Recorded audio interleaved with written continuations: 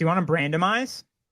Randomize me. I'm randomized. I'm randomized. So, our Okay. segment, fan favorite segment, we have a spinny wheel filled with brands that are maybe under talked about, under discussed, don't do the crazy, outrageous, or terrible or great things. They're just kind of doing their thing, and we want to talk about them. We want to give them some love, give them some discussion time here. So we've refilled the wheel. We've got a bunch of new ones in here. Are you ready? Yes. Should I Of spin course it? I am. Yes. You sure? Yeah, I don't like that you said that they're not doing crazy things. There's some Never crazy. mind. Oh. Oh, Oh. cousin Greg. Greg Brand. Lauren. Greg Lauren. You're like, where have I heard that name before? Well, his Unky Ralph. Uncle Ralph, is a billionaire who is known for designing some shirts. So Greg Lauren is a relatively new brand from California, and its namesake is model turned designer Greg, who is the nephew of Ralph Lauren. And the brand has, and I'm filling everybody in, I guess. Yep. The brand has always taken kind of similar cues to his Uncle Ralph's designs in terms of like being Americana inspired, Western inspired. Doesn't Greg Lauren look like the real life Bruce Wayne? Kind of. Really does. He kind of does. Or like sort of, yeah, Christopher Reeve kind of vibe. Yeah, exactly. Very chiseled jawline. Christopher Reeve, Christian Bale, big. He's actually a superhero vibes.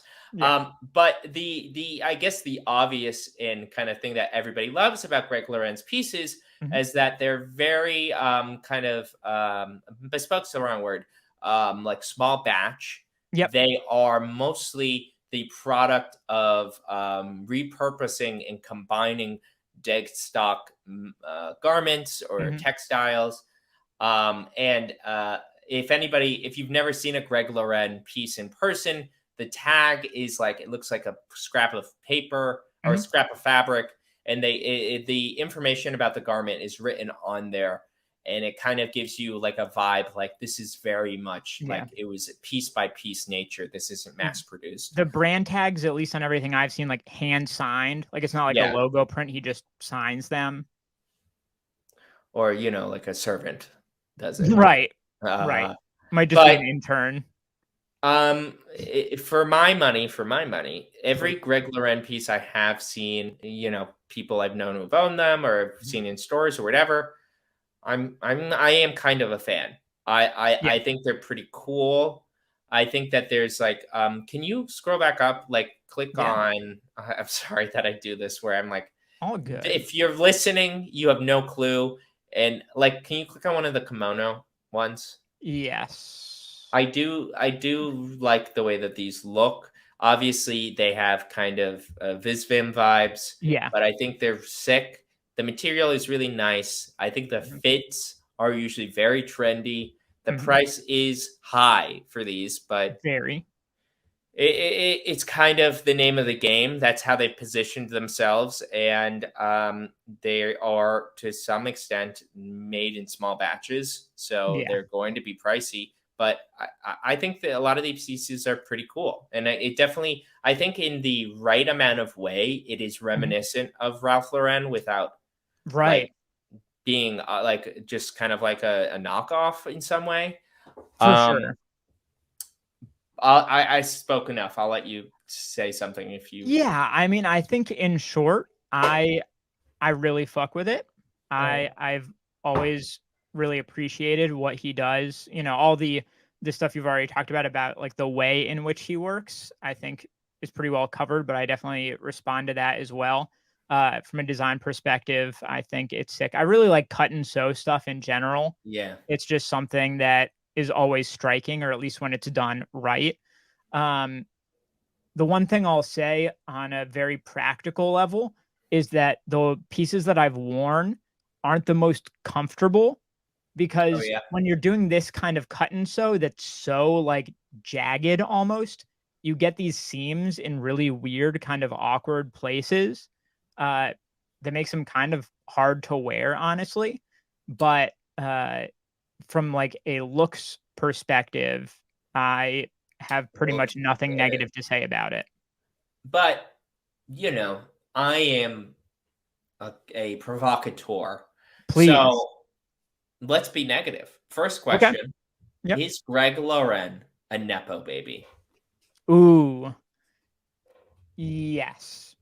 Yeah. I think so. I think that if the relation to Unky Ralph wasn't there, he would not be anywhere near where he is. He'd probably have a pretty successful studio in LA with a little showroom that does well for what it is, but he would not be Mhm. like Saks Fifth Avenue, you know?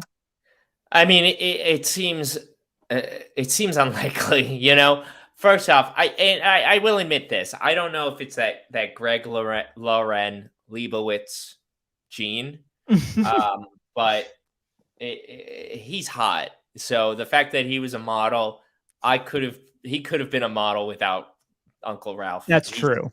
He is He's got that part classically down. handsome. Yeah. Yeah, but I have to.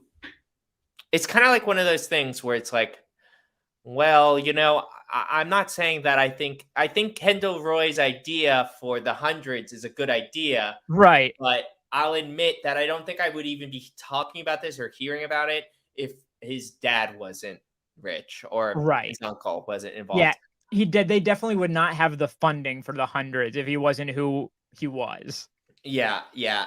But you know, it's kind of like, well, this is what you all want, right? You wanted the capitalist society. You Right, wanted, right, right. you know, the rich to get richer. So here you go. Yep. Um, here's the other controversy. Okay. Is this like, are the collections too uninspired or not bold enough? Is this too reductive or kind of copycat of like Sakai and Visvim? Right. That was Respond. definitely my biggest thing when I reviewed the last collection was uh I really liked it. I think I put it in like A tier instead of S tier. It could have been S tier, honestly, but it just wasn't pushing it quite enough. Uh like there everything was what you would want and expect it to be, but it was not surprising me or giving me that like super wow factor, you know? Super wow. Ugh, Yeah. I can't wait until Blizzard releases that game. Give me super Um, wow. yeah, I can see that, and for what it's worth, while I don't pay super close attention to Greg Loren, Mhm. I've always kind of felt like they are a brand that's not necessarily like, say, like Rick Owens, where it's like Yeah. an evolution over time. That's like, if I looked at the shows from 10 years ago, I see where it evolved from, but it's completely different. Yeah. Greg Loren more or less feels like they explore kind of a circle of ideas, and they Yeah. don't go beyond it. Is one thing.